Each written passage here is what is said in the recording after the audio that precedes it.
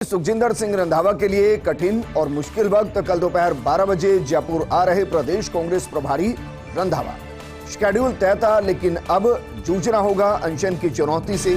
पंजाब में जो कुछ हुआ था, उन हालातों को रंधावा ने करीब से देखा है और इसीलिए राजस्थान आते ही उन्होंने सीएम बदलाव की अवधारणा को नकार दिया। अब अन्य मुद्दों पर है रंधावा का फोकस, लेकिन उन्हें भी पता है पायलट के बयानों से बीजेपी की उथल पुथल जानने को मिलेगी। जहां खुद के कुनबे की कलह से पार पाना चुनौती है, जाहिर आलाकमान का संदेश सचिन पायलट के सामने रखा। पायलट की मूल मांग तो शायद पूरी नहीं हो सकती। अब राज्य कांग्रेस की अन्य मांगों पर बात हो सकती है, लेकिन क्या उस प्रपोजल को, क्या उस ऑफर को सचिन स्वीकार करेंगे, ये सचिन को तय करना। लेकिन सचिन पायलट के अनशन के ऐलान पर प्रभारी रंधावा का बयान जरूर आया। भास्कर को दिए गए बयान में बोले प्रदेश प्रभारी सुखजिंदर सिंह रंधावा, कहा कि इतनी छोटी सी उम्र में सचिन पायलट को पार्टी ने क्या क्या नहीं दिया। केंद्रीय मंत्री बनाया, पीसीसी चीफ बनाया, डिप्टी सीएम जैसे बड़े पद दिए। पायलट के पास उम्र है, हमारे जैसे लोगों को तो इनकी तुलना से बहुत कम मिला है।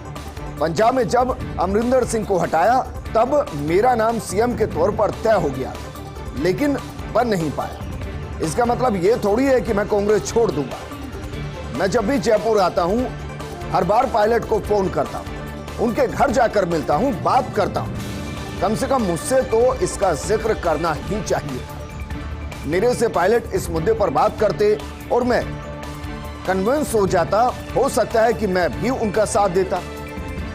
इस वक्त जब कांग्रेस में क्राइसिस चल रहा है, राहुल गांधी केंद्र के करप्शन के खिलाफ आवाज उठा रहे हैं, उन्होंने अभियान छेड़ रखा है। ऐसे वक्त में पायलट को विवाद नहीं करना चाहिए। इससे राहुल गांधी ने जो मुद्दा उठा रखा है, उससे ध्यान हटे।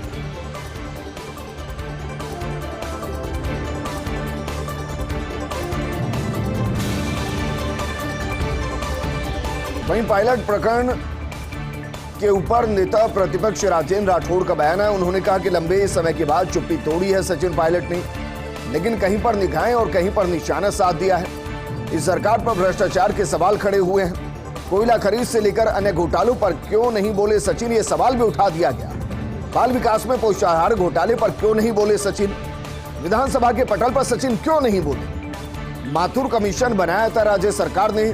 पूर्व सीएम के कार्यकाल को घसीटना राजनीति से पूरे तरीके से प्रेरित है। वीर गुर्जर खड़े हो गए हैं, अब अंतिम लड़ाई लड़ेंगे। सचिन की तारीफ करके कहा कि उनके आलाकमान के निर्णय को खुली चुनौती उन्होंने दे दी है। आलाकमान के दूत आए थे तो उस प्रकरण को भी पायलट याद कर लेते। पहला मौका है जब पीसीसी चीफ खुद अनशन और धरने पर बैठे हैं। यह जिक्र पूर्व पीसीसी चीफ का।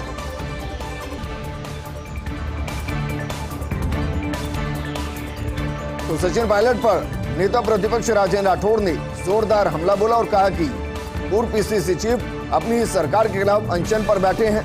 यह अपने आप में एक अलग घटना है। वहीं सचिन पायलट के अनशन के ऐलान पर बोले मंत्री रामलाल जाट। उन्होंने कहा कि मैंने अनुशासन के संबंध में ये बात पहले भी कही। जो निर्दलीय चुनाव लड़े हैं, वो जीतकर बाद में अपनी ही सरकार के खिलाफ बोलते हैं। हमारे एआईसीसी से आदेश जारी हो गए हैं। रंधावा जी बोल चुके हैं, अनुशासन के अंदर काम करे तो उसकी होती है अहमियत। मैं मुख्यमंत्री का दावेदार नहीं, जो मुख्यमंत्री के दावेदार हैं उन्हें यह सोचना चाहिए। आलाकमान ने गहलोत को सीएम बना रखा है पानी को रोकने के लिए। जब एक साथ दोनों हाथों को नहीं लगाया जाता और जब एक हाथ रोककर दीवार बनाते हैं तो गलत स्टेटमेंट से दीवार को गिरा देते। कांग्रेस कार्यकर्ता को भी ये सोचना होगा कि ऐसे लोगों का साथ ना दे। इतना अच्छा बजट पेश किया मुख्यमंत्री गहलोत ने, इतनी अच्छी यात्रा हुई राहुल गांधी की, उससे हम आगे बढ़ाएं तो हम जीतेंगे। मैंने निर्दलीय के रूप में चुनाव लड़ने वालों के लिए कहा था। मेरे ऊपर लेकर बात कही गई, लेकिन कुछ लोगों को दर्द हुआ। मैंने किसी का नाम नहीं लिया और अब भी बिना नाम लिए कह रहा हूं कि मैं ऐसी चीजों से डरने वाला नहीं। मैंने उतार चढ़ाव देखे हैं, संघर्ष किया अपनी जिंदगी के अंदर और आज 27 साल हो गए मैं लगातार सरकारी गाड़ी में बैठा। उनकी तरह एक बार हारता और एक बार जीतता नहीं। ये जनता और कांग्रेस पार्टी की मेहरबानी है। मैं उन लोगों की सलाह से नहीं हूं कि कोई मुझे ज्ञान दे, पार्टी के अनुशासन से मैं चलता हूं। तो सचिन पायलट के अनशन के ऐलान पर बोले मंत्री रामलाल जाट, कहा कि मैंने अनुशासन के संबंध में ये बात पहले भी कही है। जो निर्दलीय चुनाव लड़ते हैं वो जीतकर बाद में अपनी ही सरकार के खिलाफ बोलते हैं। हमारे एआईसीसी से आदेश जारी हो गए, रंधावा जी बोल गए, अनुशासन के अंदर काम करे तो ही अहमियत मिलती है। और जिस तरीके से रामलाल जाट ने हमला बोला है, उसके बाद ऐसा माना जा रहा है कि सचिन पायलट पर जो हमला बोला गया उसमें अपनी बराबरी सचिन पायलट से की गई। और कहा कि देखिए, मैं 27 साल से लगातार सरकारी गाड़ी में बैठा हूं। ऐसा नहीं है कि मैं एक बार चुनाव हार गया या फिर एक बार जीत गया। एक बार फिर गहलोत सरकार के समर्थन में उतरा आलाकमान। आज कांग्रेस प्रवक्ता पवन खेड़ा ने बाकायदा गहलोत सरकार के कामकाज का समर्थन किया। प्रेस वार्ता में राजस्थान के सियासी घटनाक्रम पर पवन खेड़ा ने बयान दिया और कहा कि यह कहना गलत होगा कि राजस्थान में जांच नहीं हो रही। चाहे संजीवनी घोटाले के खिलाफ जांच की बात हो या फिर कांग्रेस की सरकार को गिराने के प्रयास का मामला हो, जांच चल रही है। कोविड के दौरान राजस्थान में हुई हमारे विधायकों को खरीदने की कोशिश, हम न केवल जांच कर रहे, समय समय पर बता भी रहे कि जांच कहां तक पहुंची। सरकार को गिराने की साजिश की हर पहलू से जांच हो रही। महात्मा ज्योतिबा फुले जयंती पर सार्वजनिक अवकाश घोषित किया गया है। मुख्यमंत्री अशोक गहलोत ने 11 अप्रैल को सरकारी छुट्टी घोषित। अभी तक फुले जयंती पर घोषित कर रखा था ऐच्छिक अवकाश।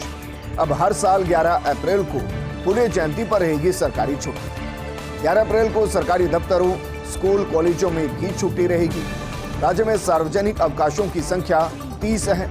ऐच्छिक 20 अवकाश। महात्मा ज्योतिबा फुले ने देश में अहम भूमिका निभाई, छुआछूत खत्म करने और समाज को सशक्त बनाने की दिशा में महत्वपूर्ण भूमिका निभाई। समाज को कुरीतियों से मुक्त कराने, बालिकाओं, दलितों को शिक्षा से जोड़ने का कार्य किया था।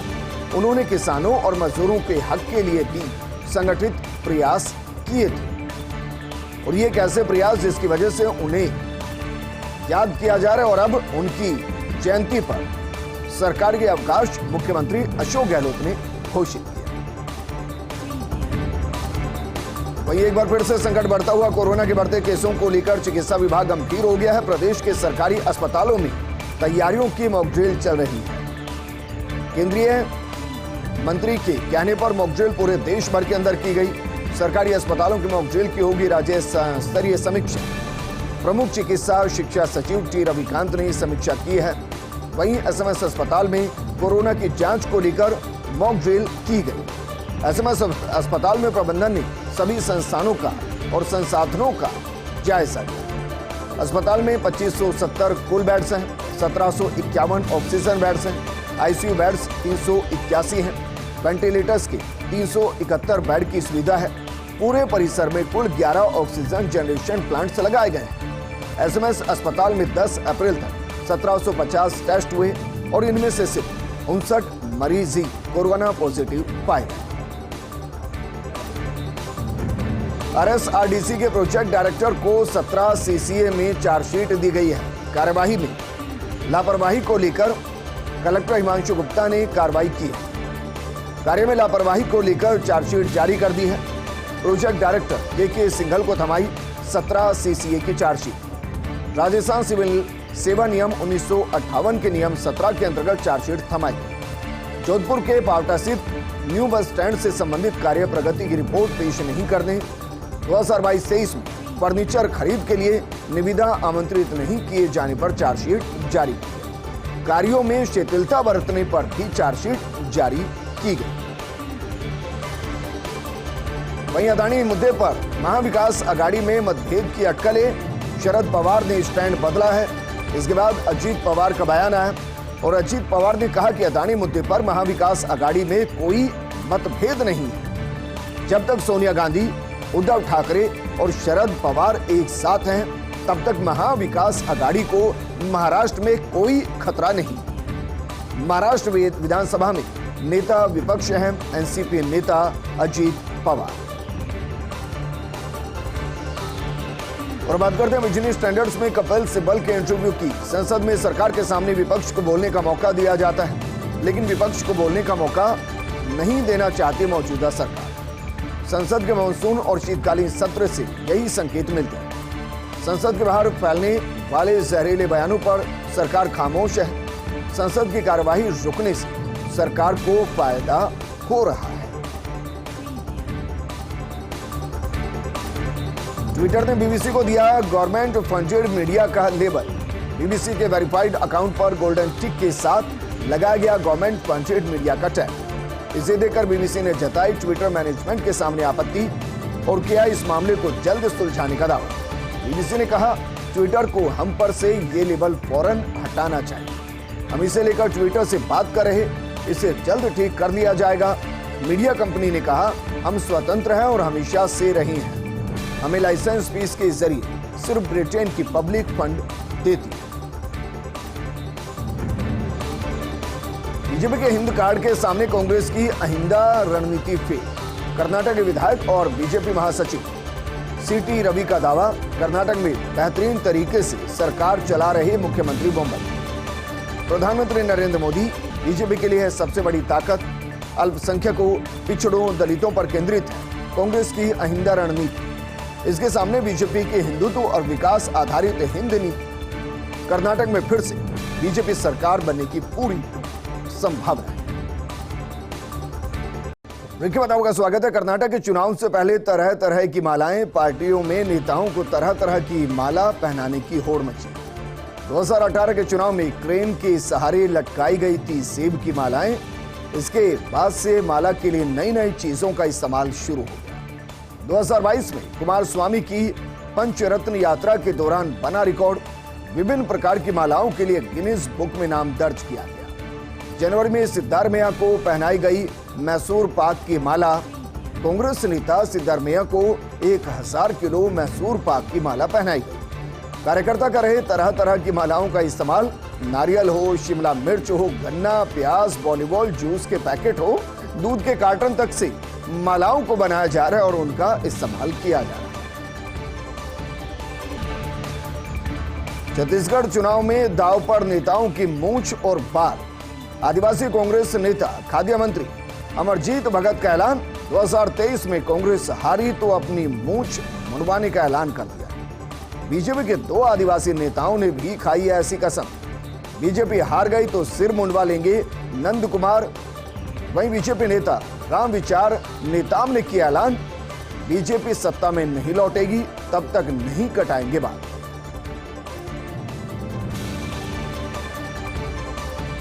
राष्ट्रीय स्वयंसेवक संघ की पत्रिका पांचजन्य की आवरण कथा, सावरकर मानी तप काट की हांडी दोबारा नहीं चढ़ सकती। भारत के स्वतंत्रता संग्राम के सत्य को दबाने की कोशिशें अब अंतिम सांसें गिन रही है। सावरकर तो सावरकर है। सावरकर का कथित माफीनामा राष्ट्र विरोधी तत्वों की मृग तृष्णा है। वाकई माफीनामा लिखा तो अंग्रेजों ने भरोसा क्यों नहीं किया? माफीनामे की परिभाषा में नहीं बैठते सावरकर के दया पत्र। सावरकर की बदनामी में अपना हित देखती है टुकड़े टुकड़ी गैंग। 28 जून से होगी बीसीसीआई के घरेलू सीजन की शुरुआत। बीसीसीआई के आगामी घरेलू सीजन के लिए शेड्यूल की घोषणा कर दी गई। 28 जून को दिलीप ट्रॉफी टूर्नामेंट से होगी 2023-24 घरेलू सीजन की शुरुआत। प्रतिष्ठित रणजी ट्रॉफी अगले साल 5 जनवरी से शुरू होगी। पिछले सीजन में रणजी ट्रॉफी में सौराष्ट्र की टीम की बड़ी जीत देखी गई थी। सौराष्ट्र ने फाइनल में बंगाल को हराकर किया था खिताब अपने नाम। दिलीप ट्रॉफी टूर्नामेंट 6 क्षेत्रीय टीमों के बीच खेली जाएगी। इसके बाद देवधर ट्रॉफी लिस्ट टूर्नामेंट 24 जुलाई से 3 अगस्त तक होगी। ईरानी कप टूर्नामेंट 1 से 5 अक्टूबर तक आयोजित होगा। सैयद मुश्ताक अली ट्रॉफी पुरुषों की T20 राष्ट्रीय चैंपियनशिप 16 अक्टूबर से 6 नवंबर तक चलेगी और विजय हजारे वनडे ट्रॉफी 23 नवंबर से 15 दिसंबर तक आयोजित की जाएगी। आईपीएल के इस सीजन में दिल्ली कैपिटल्स का बुरा हाल है। पूर्व कप्तान सहवाग ने की दिल्ली के कप्तान डेविड वार्नर की आलोचना। सहवाग ने डेविड वार्नर को आईपीएल में ना खेलने की सलाह दी और कहा कि तेज नहीं खेल सकते हैं तो आईपीएल में ना खेलें। मुझे लगता है कि अब समय आ गया है कि हम उन्हें अंग्रेजी में बताएं ताकि कप्तान वार्नर इसे सुने और चोट महसूस करें। डेविड, अगर आप सुन रहे हैं तो कृपया अच्छा खेलें, 25 गेंदों में 50 रन बनाएं। प्रोजेक्ट टाइगर के 50 साल पूरे होने पर मैसूर में सम्मेलन किया गया। आज सम्मेलन के दूसरे दिन विभिन्न सत्रों में बाघ संरक्षण पर चर्चा की गई। सम्मेलन स्थल पर लगाई गई रणथंभौर टाइगर रिजर्व के स्टॉल फील्ड डायरेक्टर सेडूराम यादव और डीसीएफ मानस सिंह मौजूद रहे। रणथंभौर सहित पूरे देश में बाघ संरक्षण पर प्रदर्शित की गई है विशेष सामग्री। ऑडियो विजुअल्स के माध्यम से भी जानकारियां दी जा रही हैं। कल होगा 3 दिवसीय सम्मेलन का भव्य समापन। देश में इस साल सामान्य से कम बारिश का अनुमान। प्राइवेट वेदर एजेंसी स्काईमेट ने जारी किया मानसून का अनुमान। स्काईमेट के अनुसार लॉन्ग पीरियड एवरेज की 94% बारिश हो सकती। देश के उत्तरी और मध्य क्षेत्र में कम बारिश होने की सबसे ज्यादा संभावना है। मध्य क्षेत्र गुजरात, मध्य प्रदेश और महाराष्ट्र में कम बारिश हो सकती है। जुलाई और अगस्त के महीनों में हो सकती है कम बारिश। वहीं नॉर्थ इंडिया के पंजाब, हरियाणा, राजस्थान और यूपी में सीजन के दूसरे भाग में सामान्य से कम बारिश हो सकती है। हालांकि आईएमडी ने अभी तक नहीं किया बारिश का कोई अनुमान जारी।